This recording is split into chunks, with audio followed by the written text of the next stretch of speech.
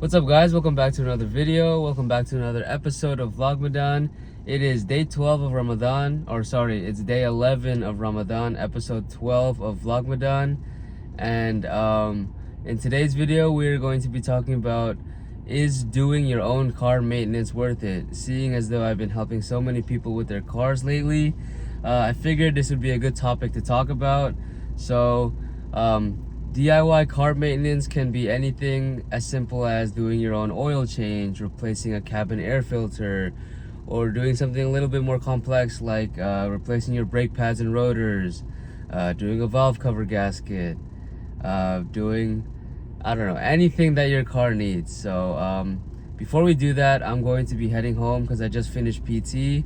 As you can see in the back, all the tools that we brought to the shop to work on Riku's car are still there. So yeah, once I get home, I'm going to unload the tools, and then we'll just get started with today's video. So I'll catch you guys when I get home and unload the tools. So yep.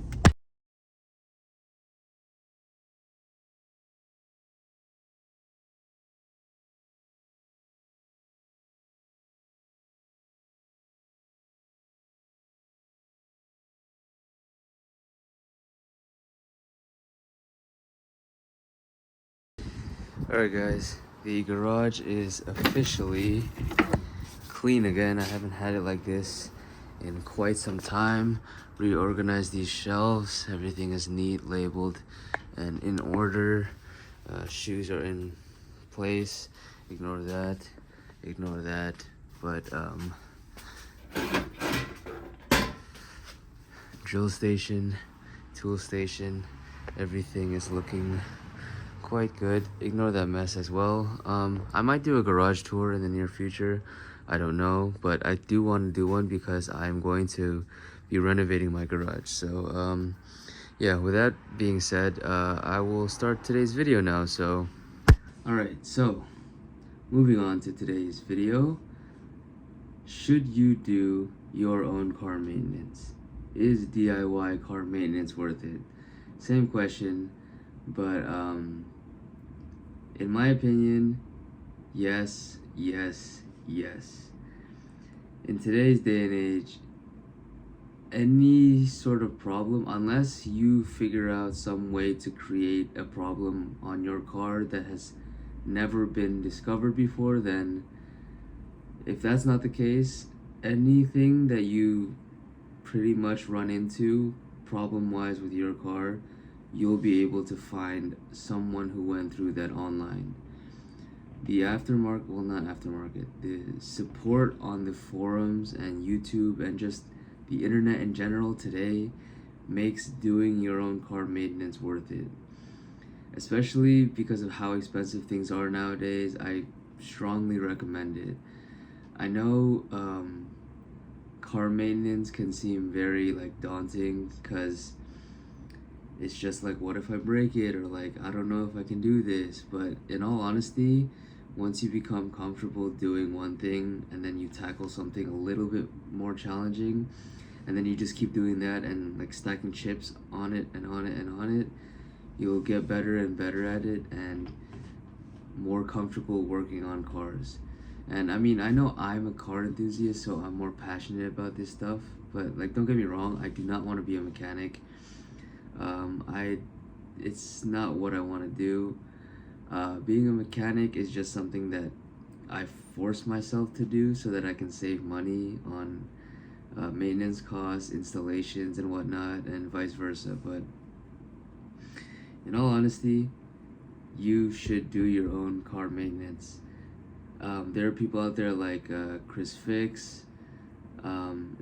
I'm sorry, that's the only one that's come to my mind right now, but there are so many DIY, very detailed instruction car YouTubers, and that was actually the route that I was planning on going when I first started this channel, but then I realized there are already so many of them out there.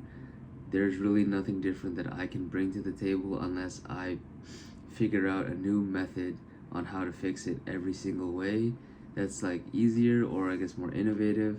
And that wasn't going to happen because I didn't really care enough to do that. So that's why I kind of reformatted my channel and made it like more of like an entertainment type car channel, where I like give you the best of both worlds, where it be car maintenance and like mods and vice versa. That's why I do a lot of stuff on time lapse, because there's only like a very small percentage of people who actually want to see and hear the in-depth explanation of like what I'm do, like my own personal experience with doing said car maintenance or project or whatever. So that's why most of what I do is on time lapse.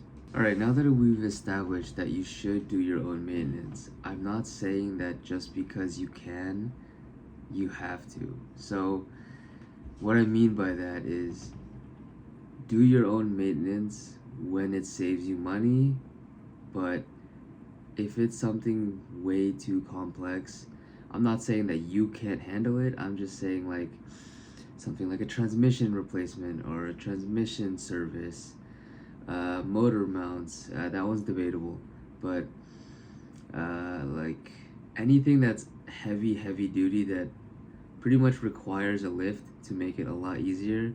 Like obviously it's possible to do it on the ground. There's a lot of people who've done tranny swaps on the ground. They've done motor mounts on the ground. They just get a cherry pick. But for the average consumer who's not a car person, they will most likely not have those tools. So like stuff like oil changes, brake replacements, anything that's like in the light to mid-range difficulty, I say you should do. But anything that is in the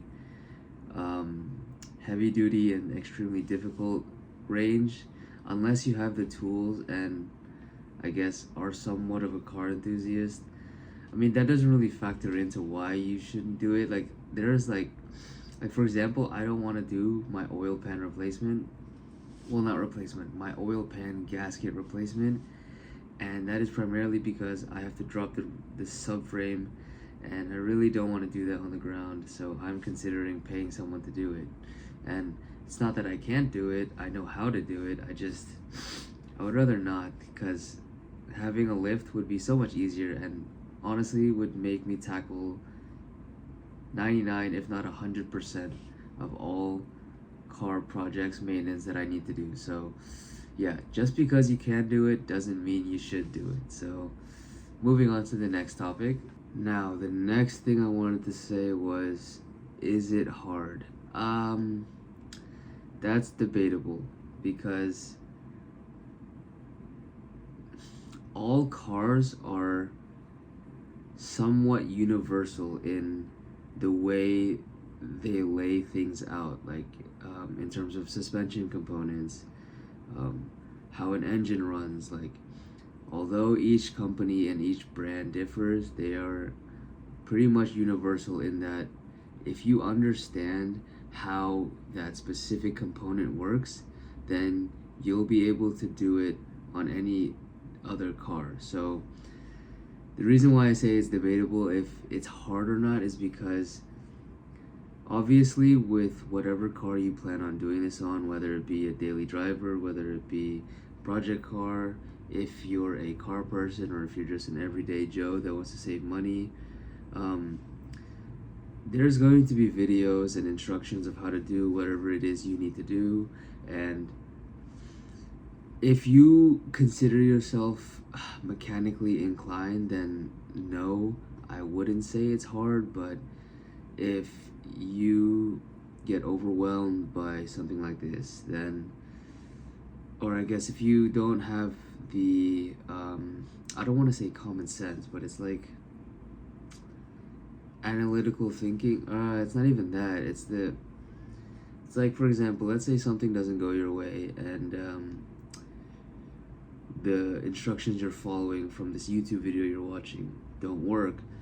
Like, if you can't somewhat like figure out your own way to do it, then I would say it's hard, because working on cars is not just one big blueprint. You kind of have to be creative and curious in your own way, because like I said earlier, almost every problem that you go through has been documented on the forums and on the internet, but each circumstance of that related failure is unique, if that makes sense. Like, for example, when I was doing my Audi wheel bearings, they wouldn't come out, so I had to remove the entire spindle, and the bolt holding the knuckle in place was seized completely in there. So there were people using hammers and just hammering it in and out, and I was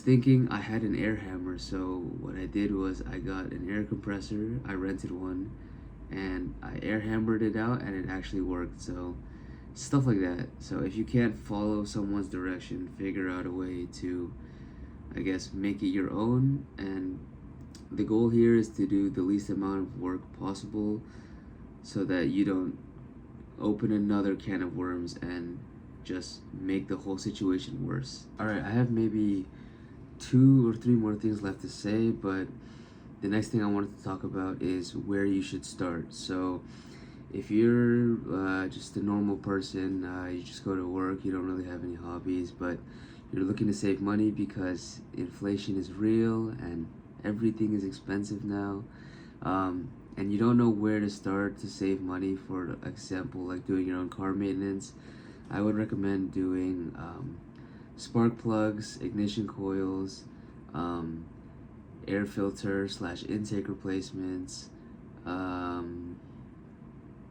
oil changes, cabin air filter, battery replacements, stuff like that. They are very easy to do, but for somebody who has never touched a wrench before, going into it first time, it's a lot different than what it's portrayed to be by people who've done it multiple times. Like, obviously you're gonna watch the video, the person's gonna do it in like 5 minutes, but when you try it, you're gonna run into something, and like, for example, the coil pack boot rips in half and the rubber is stuck inside the housing, so you have to figure out how to get that out and whatnot. But yeah, I would say start there and then slowly move your way up in terms of difficulty so that you don't get in over your head and go straight into something like a valve cover gasket replacement with no experience, and it turns out you can't get it back together, or you can't even get it apart, and your car is just stuck in its parking spot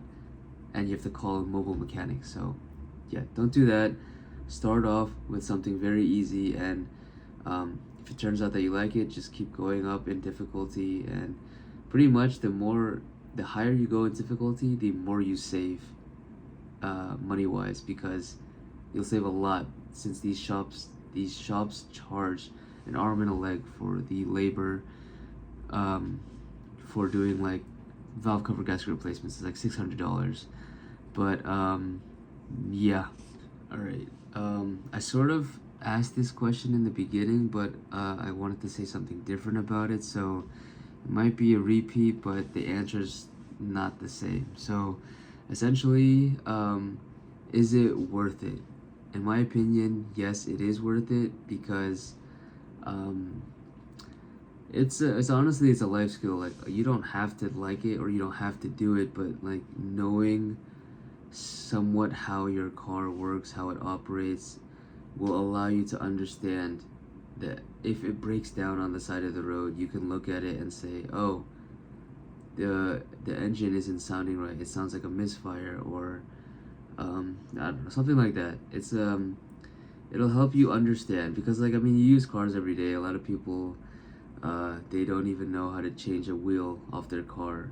Like, I had a time where my sister FaceTimed me and she said that they couldn't get the wheel off the car, and that's most likely because the wheel had never been taken off for X amount of time, which essentially causes it to be stuck to the hub, and the only thing you have to do in that scenario is just kick it off. And yeah, but in my opinion, it is worth it because it'll teach you about your car, because I mean, this is something that you touch almost every day and you're gonna have for at least 2 to 3 years. So yeah, I say it's very worth it. All right, the final thing I want to say is um, what tools you should get.